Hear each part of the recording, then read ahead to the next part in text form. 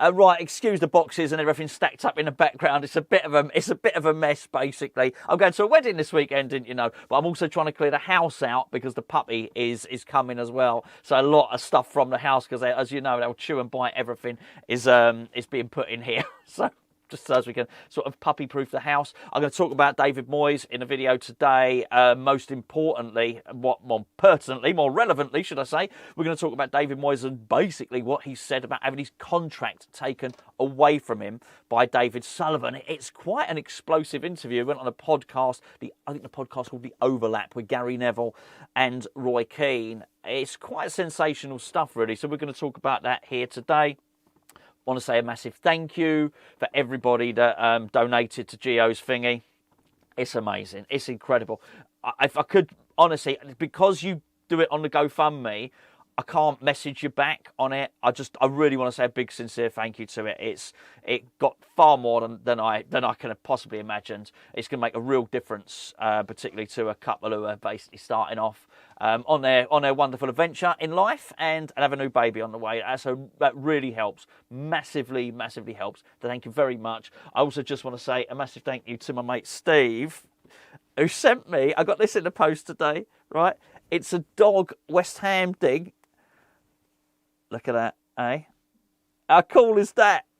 So you will be seeing this little number on the doggy, and yeah, we'll be doing lots and lots of stuff. Anyway, we'll talk about puppy stuff and wedding stuff another day. Let's get on to the matter at hand, which is David Moyes. He has said, and I will be paraphrasing here, but this will be the general gist of it. He has said that after the win against Arsenal last season, David Sullivan offered him a new contract. Now, he said it wasn't a great contract, and he didn't overly elaborate on why it wasn't a great contract, but we'll discuss that in a second. But he then said that West Ham then went and lost the next 3 games, and then the contract was withdrawn. And then basically what happened was they then decided they would then discuss it at the end of the season, during which time he wasn't sure whether he wanted to sign with West Ham anyway. So obviously there's been a lot of this stuff which has been is headline making stuff. It really is.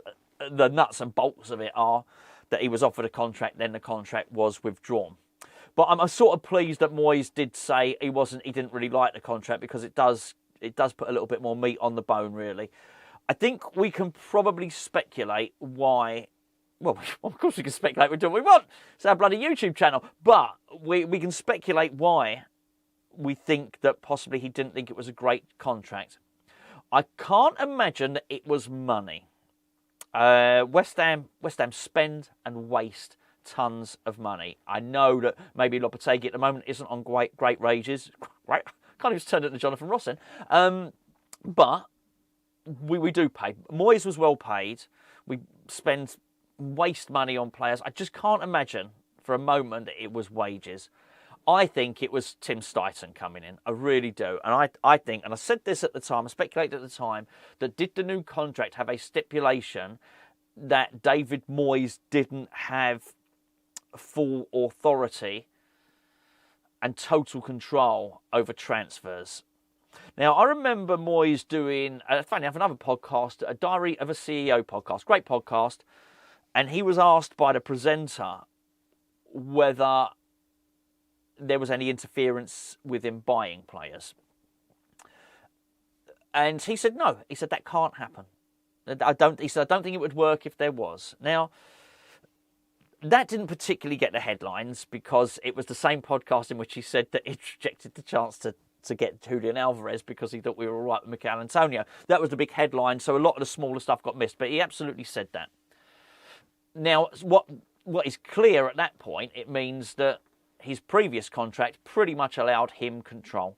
And it did. It was David Moyes who decided to bring in Rob Newman, if you remember, who was head of recruitment. So Moyes had control. Other people could suggest players, but he had overall control. I suspect and I speculate, and I don't know this at all for a fact, but what I do know is that David Moyes has said that he was unhappy with the contract. It wasn't, sorry, to use his words, it wasn't a great contract. I'm speculating that that's why. I think it was he'd lost control of full control of transfers. Now, that bit I understand because of what had happened with Vlasic, because of what happened with Scamacca, Cornet. We were bringing in a lot of players who we weren't using. By the way, that's not bloody changed, has it? Let's be fair. It doesn't look any better now. Luis Guilherme, doesn't... What the club doing with him, by the way? Video for another day, quite possibly. But, we won't loan him out. We won't play him. We won't put him in the under-21s. What the hell's going on there? £20 million. And there's... Anyway, whatever. You get the idea. West Ham are very, very bad at this stuff. But what I think is obviously massively interesting is that the contract was given to him, then withdrawn. Now, that I find a little... do you know what it does? It just smacks of the lack of purpose and the lack of clarity and the lack of vision that West Ham have.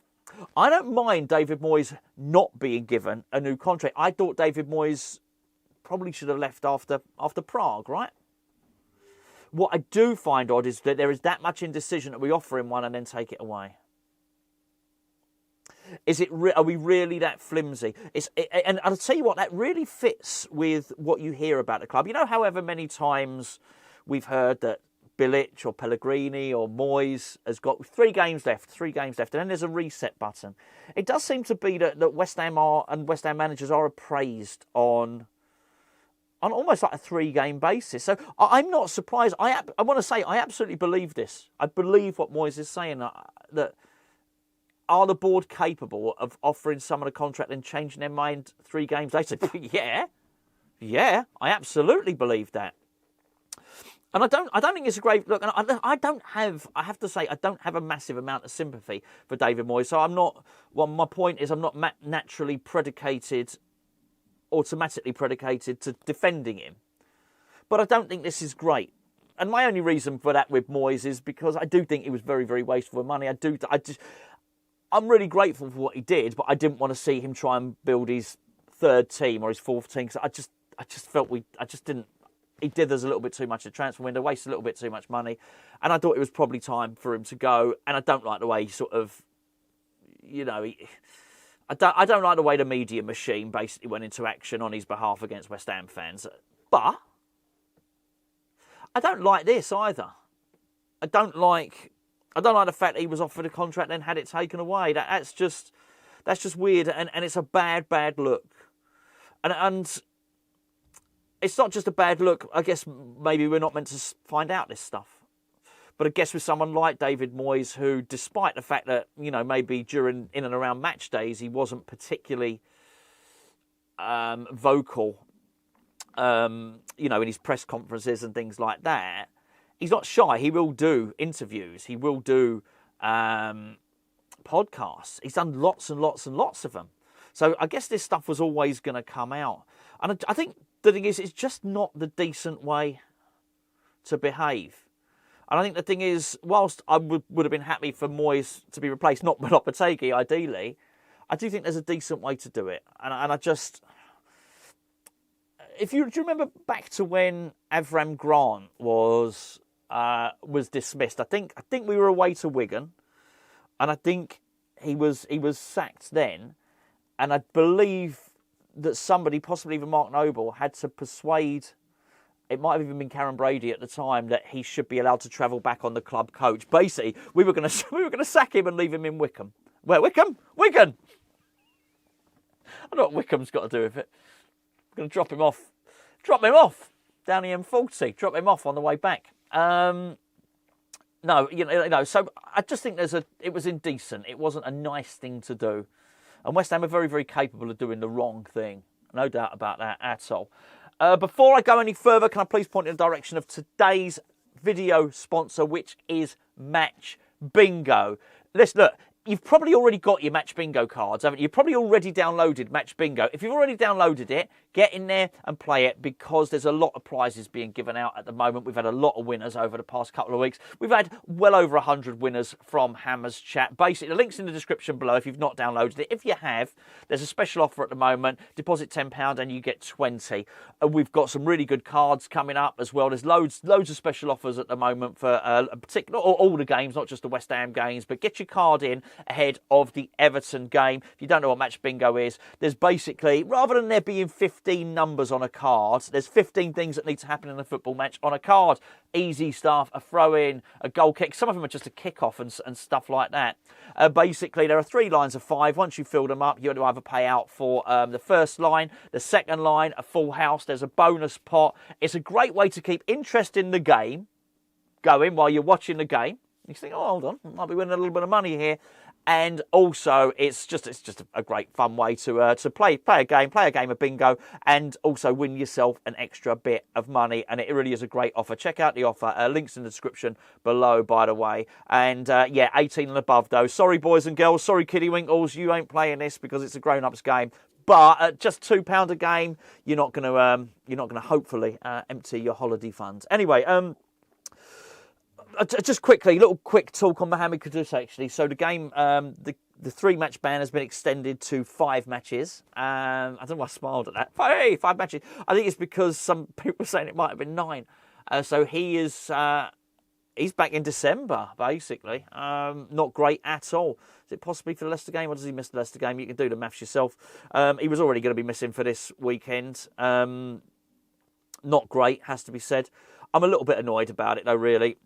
Because having read Kudus's defence, he did say, I thought Van der Ven, he said, I did lose control, and I'm sorry, and he admitted violent conduct, but he said that he felt Mickey Van der Ven pushed him first.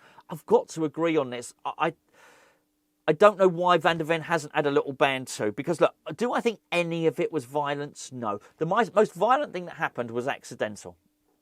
And that was Richarlison running in and basically getting...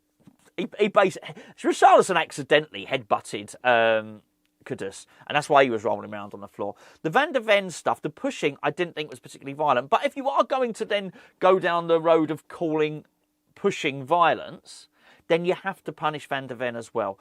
My reading of the situation was there was some hurly-burly defending. The 2 players got entangled. Realistically, Kudus was trying to kick the ball, but he probably kicked out a little bit more than he needed to. Did he kick Van der Ven in the head or anything like that? No. He probably was a little bit more vociferous in trying to kick the ball than he needed to be, and he did make contact with Van der Ven. But the referee blew up for it. It should have been over. That was over. Van der Ven took offence. He thought there was too much kicking out, and he walked out with a bang, and he just pushed Kudus like that.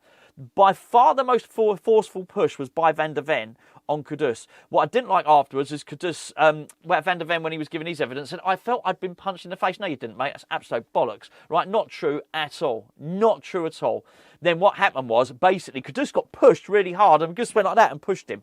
Just pushed him back. Now, what had happened was his fingers caught him in the face. He pushed him back. Van der Ven started rolling around, and on the floor and all the rest of it. And he wasn't the only person to go rolling around. I don't blame Richarlison for doing it, has to be said.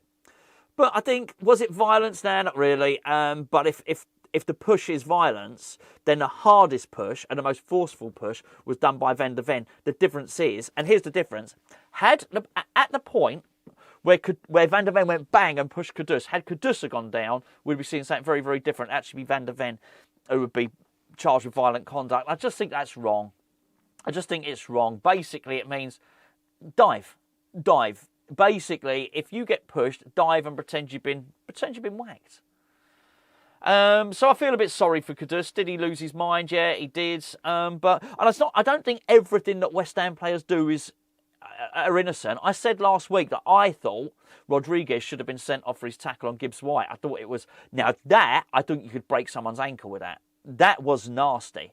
I just didn't feel what happened with Van der Ven was appropriate. I don't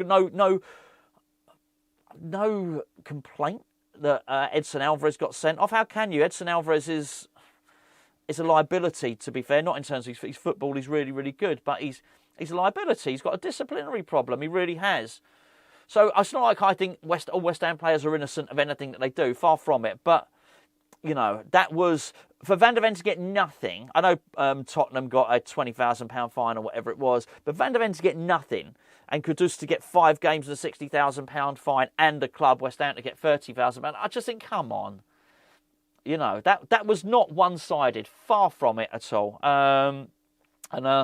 And I actually thought the way the referee handled it at the time was fine. It's just really when VAR got involved. It was a load of old nonsense and, well, works both ways, doesn't it, actually? You know, VAR got involved against the thing with Manchester United and they managed to find a penalty that wasn't there. That time it worked in our favour. But, you know, sometimes it works against us. It worked against us and it worked against Mohamed Kudus, not particularly, didn't think it was particularly great.